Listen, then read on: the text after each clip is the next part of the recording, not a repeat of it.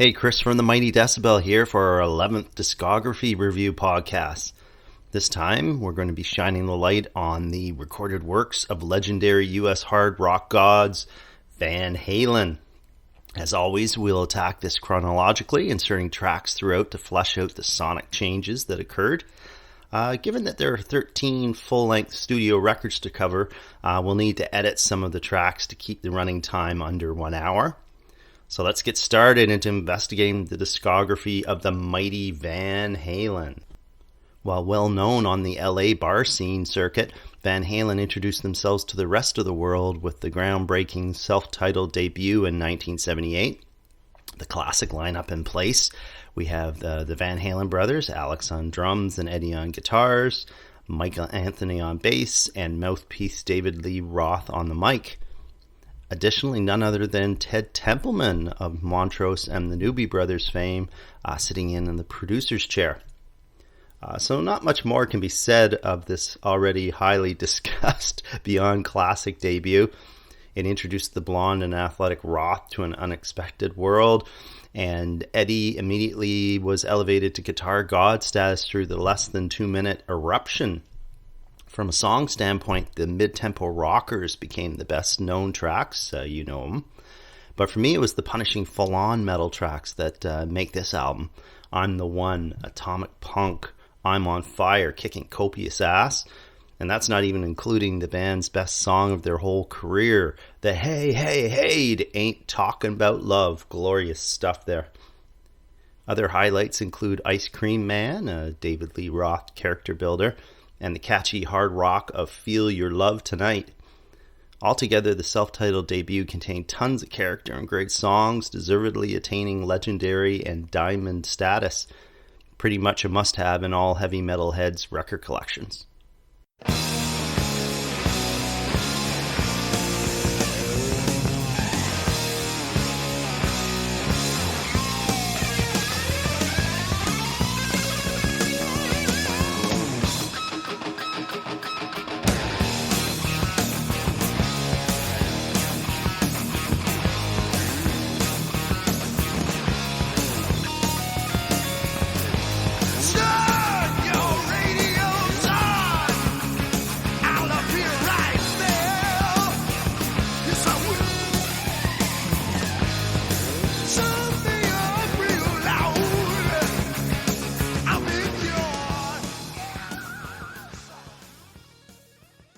That was the self-titled debut, which I'd give a 10 out of 10 ranking. On to the all-important sophomore album now. A year later, in 1979, out comes Van Halen 2. And side 1, in my opinion, the best side of any Van Halen record, bar none. Starts off somewhat predictably with another cover, since it worked on the debut. But the rest is primetime Van Halen. There's the perfect summertime track of Dance the Night Away, the blistering Somebody Get Me a Doctor and Bottoms Up, and then it's completed by the stop-start Out of Love, complete with great leads from Eddie. On to side 2, and they open up with what I consider my second fave Van Halen track of all time, Light Up the Sky. And then Eddie takes center stage next with a pretty flamenco guitar solo, Spanish Fly, while the band returned to headbanging for the pounding DOA. Then the side and record is closed out by a melodic rocker and another summertime ditty in the form of Beautiful Girls. So no weaknesses here at all, other than maybe the relatively tame You're No Good. In fact, to this day, I still regard this as the band's best, obviously giving it a 10 out of 10. So Van Halen's image as the new heavy metal band was solidified with this album. And on a side note, I saw the band live on this tour, my first big event concert I ever attended. And trust me when I say that the crowd was electric and the band seemed to be jazzed at the reaction that they were getting.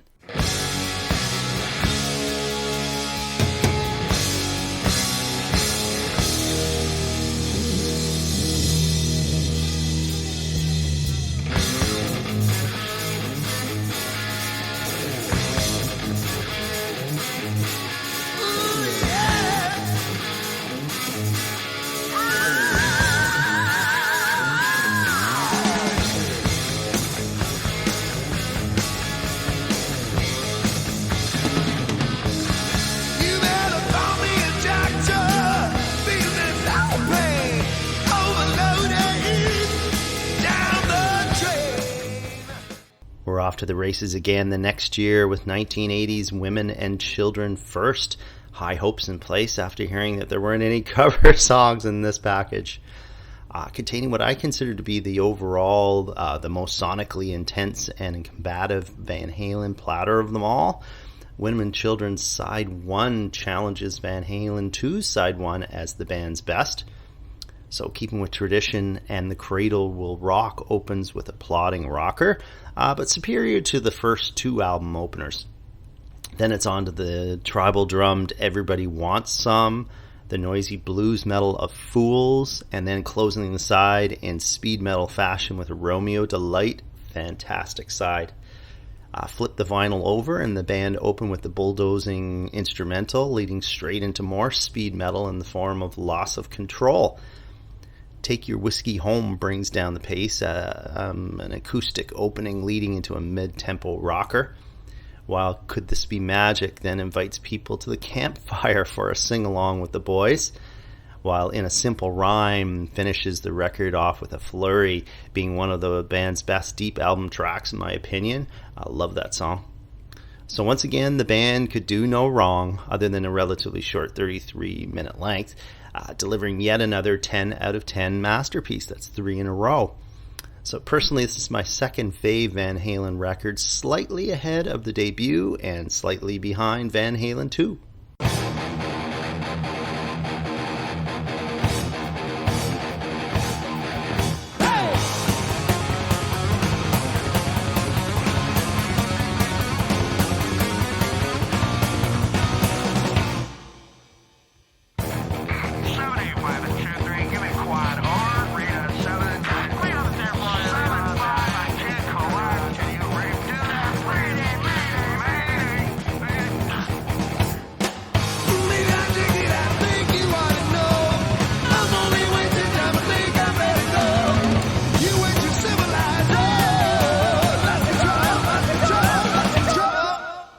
So ends what I call the We Are Not Worthy era, as chinks in the Van Halen armor start to appear, with 1981's Fair Warning containing a number of tracks that didn't need to be heard.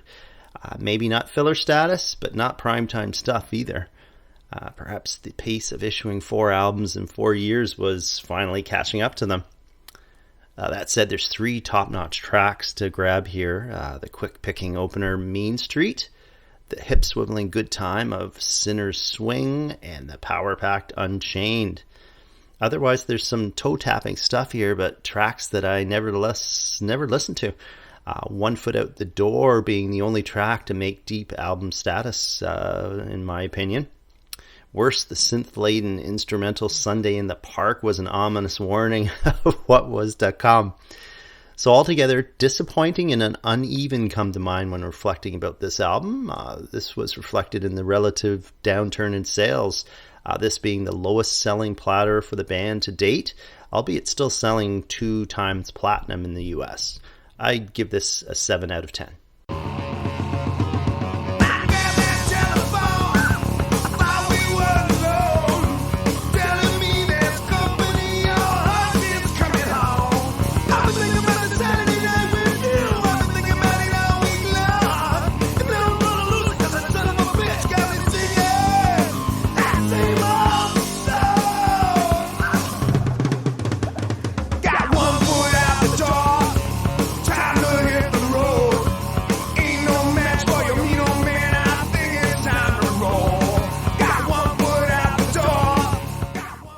Confirming concerns about the album a year pace raised about the inferior Fair Warning, the band returned a year later in 1982 with the made-for-radio Diver Down. So what do we get here? No less than 5 cover tunes, 2 short throwaway instrumentals, leaving a scant 5 original tracks to pick through. And of those 5, only the speed metal highballs Hang 'em High and the Full Bug are worthy of extraction. Elsewhere, we get a host of ready-for-radio fodder, the band finally moving from a hard rock metal status to radio rockers. So for a guy immersed in the new wave of British heavy metal, accepts Restless and Wild, Tank's Filth Hounds of Hades, and Venom's black metal at the time, this act of sabotage was too much. This was the album being the one that caused me to jump off the Van Halen bandwagon. And the last tour I saw of the band on, actually, after seeing them 4 tours in a row. I simply see this as a cash grab, but the general public ate it up nonetheless to the tune of 4 million albums sold in the US alone. No accounting for taste, I guess. I'd give this a 4 out of 10, the nadir of the Van Halen collection.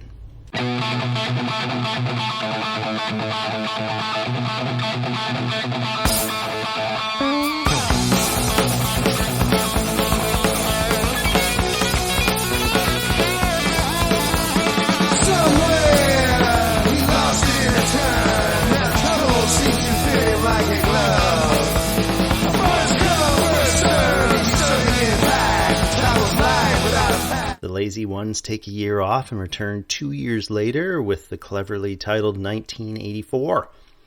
This metalhead's expectations were low for this album, and the band delivers as much with yet another hair metal, radio-centered record that had me pushing further from the Van Halen table at the time. Aimed straight at the MTV generation, Jump, Panama, and Hot for Teacher all saw heavy rotation, guaranteeing the band huge sales. 10 million and counting in the States. Most frustrating was that all 3 of these tracks were irritatingly memorable and the video's classics, so we had to view them over and over and over again ad nauseum. The other tracks were remarkably unremarkable, pleasant, but ultimately forgettable. Admittedly better than the lame Diver Down, and more effort obviously expended, but not enough to entice back metalheads like me who were moving on to Ride the Lightning, Haunting the Chapel, and Morbid Tales. Cries of sellouts fill the air from the underground. I give this a 6.5 out of 10.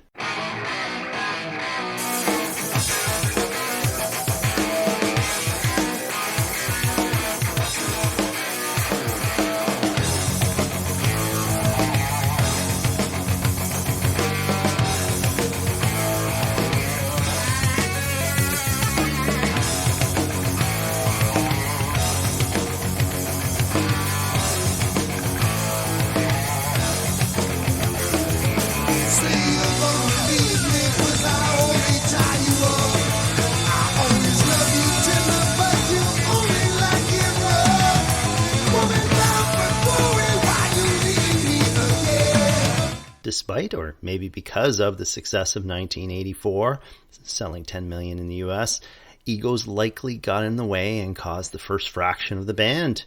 Out is Diamond Dave, with the Red Rocker Sammy Hagar taking over at the mic. Additionally, Ted Templeman drops out, with Mick Jones taking over production chores on the 1986 5150.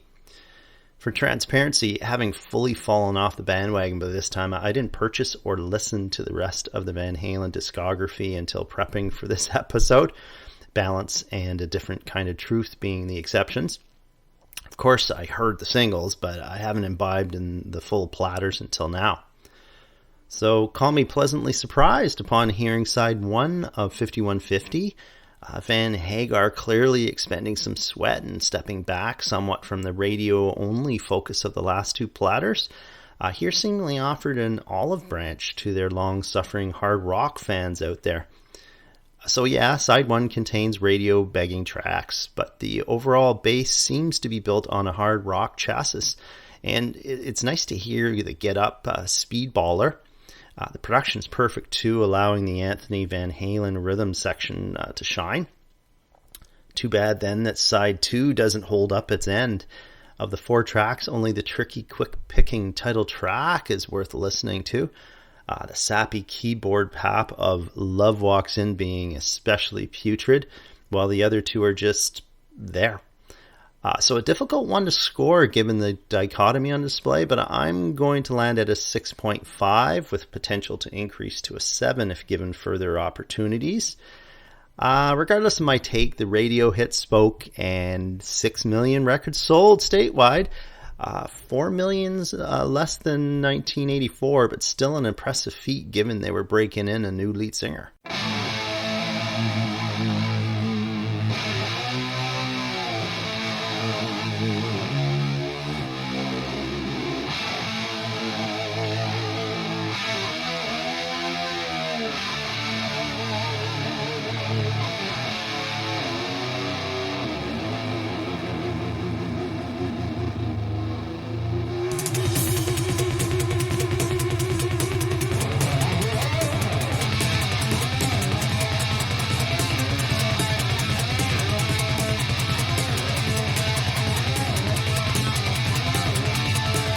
Second album of the Van Hagar era is thrust on the world 2 years later in 1988 under the OU812 moniker. So not much nice to say here. This coming off is more corporate than 5150. The songs just ain't being there. So here's the scorecard. When It's Love, sappy ballad. Feels So Good, keyboardy radio rock. Finish What You Started, acoustic rootsy rock, and then the plodding cabo wabo. So 4 down and 5 to go, the only 3 worthy of attention being the guilty pleasure of catchy single Mine All Mine, Source of Infection, your typical Van Halen speed rocker, and the best track on offer here, Sucker in a 3-piece.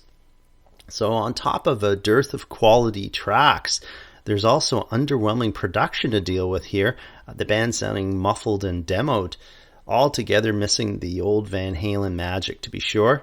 I'd only give this a 5 out of 10.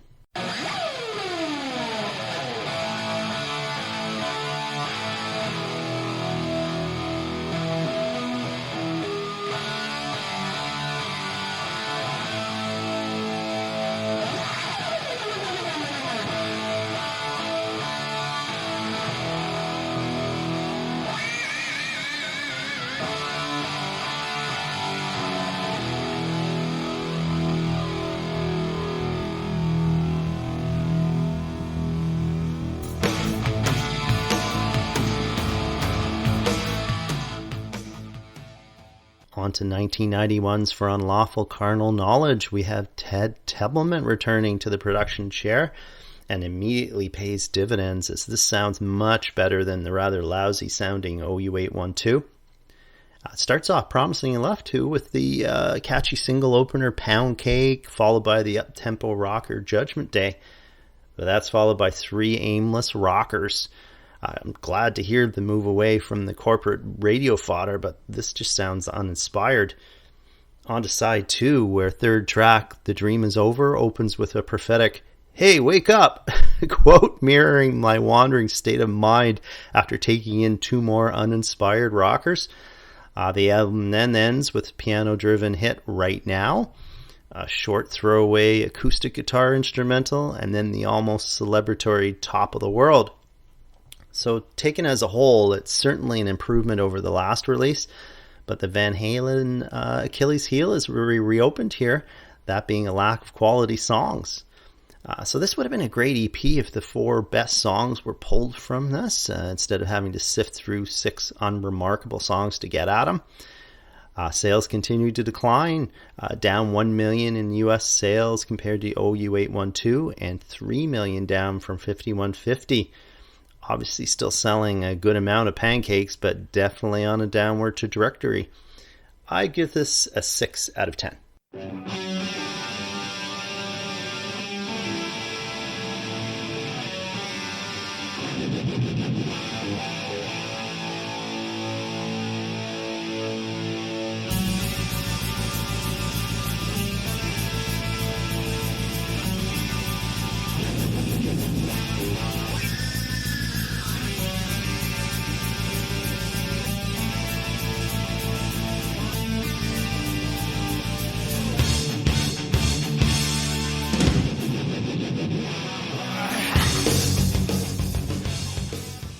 In 1995, the band issued Balance, so perceptible improvement in sound quality here once again, this time provided by Bruce Fairbairn. So much so that after hearing atmospheric opener The Seventh Seal, I immediately went out and bought the thing. The first Van Halen album to be purchased, let alone listened to, in some 11 years for this ex-fan. Call me pleasantly surprised, given the amount of elbow grease on display here when I first listened to it. The Seventh Seal, Can't Stop Lovin' You, Big Fat Money, and Aftershock being high quality hard rock. Maybe not of the same party-hardy atmosphere of the Roth era of Van Halen. Here the band sounding mature and confident, although we can ignore the Wham Bam Amsterdam refrain, shall we? The other stuff wasn't world-beating, but still overall made for an impressive ear-candy listening experience. There was hope after all. This was reflected in the sales too, as Balance retained the same 3 million sales in the US as the previous release, stemming the consistent slide in sales over the previous 3 albums. My personal fave Van Hagar release. I give this a 7.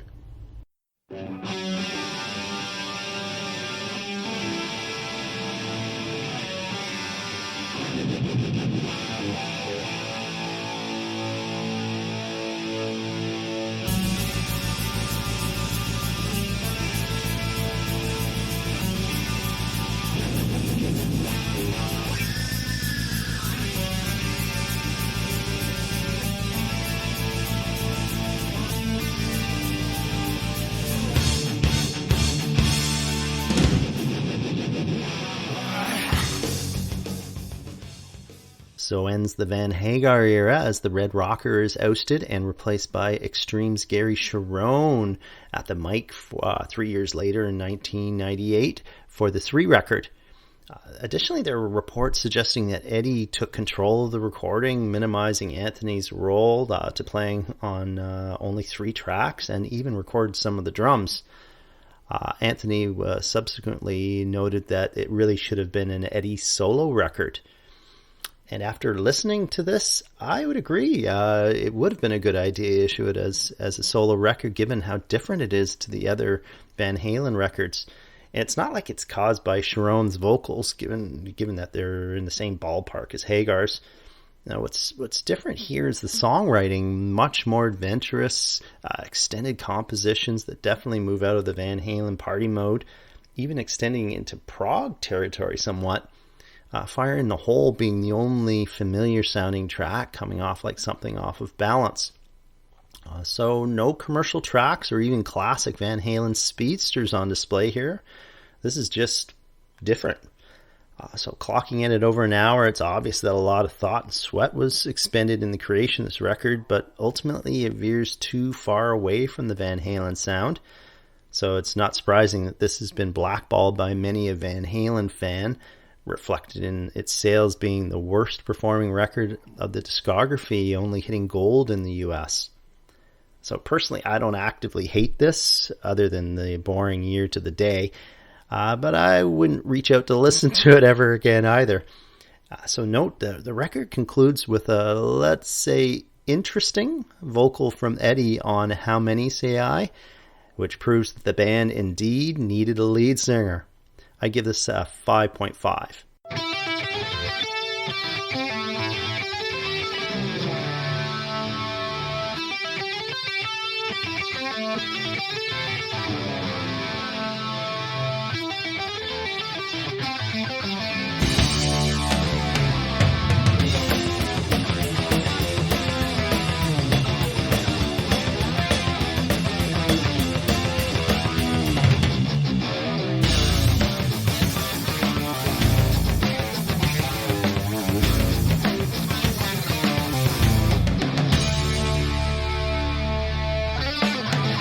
So ends the Cherone era after one sole album, with Hagar returning for touring duties in 2004 before leaving again for good. What else to do then but to do what the hardcore fans really wanted? A reformation with Roth, albeit without bassist Michael Anthony, resulting in a different kind of truth some 14 years after the previous release. Opening with Tattoo, it sends an immediate message that the band was returning to the classic Van Halen sound. Not surprising, given that 7 of the 13 tracks are reworked versions of songs originally written in the 70s and 80s. Overall, the sound is definitely upbeat and fun, eschewing the experimentation of the previous 3 record, certainly embracing the need for speed. Some push and pull for me, though, here. I'm certainly glad to hear the return to a more metallic, hard rockin' sound, but I find even the best tracks just missing something, being a whisker short of excellent. That said, Out of Space has to be excluded from this comment, exploding with energy and Eddie's guitar histrionics. Additionally, I'm emotionally on side with the return of Roth to the mic, but even studio wizardry can't hide the fact that his vocals have deteriorated over time. So despite trying hard to love this thing, eventually I came to the conclusion that I liked the record, but it wasn't quite the full return to form I was hoping for. That said, it's still the best Van Halen record in 3 decades. I give this a 7.5.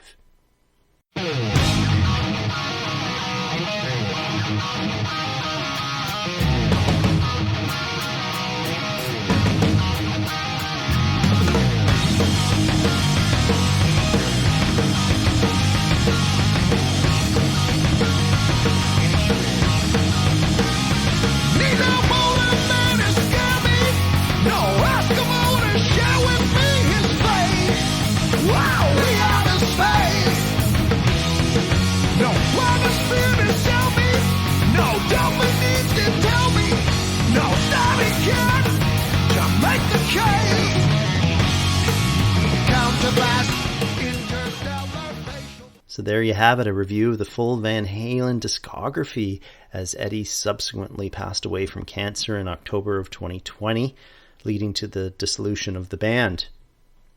Thanks for listening, and remember to check in on our website, www.themightydecibel.com. Have a great one.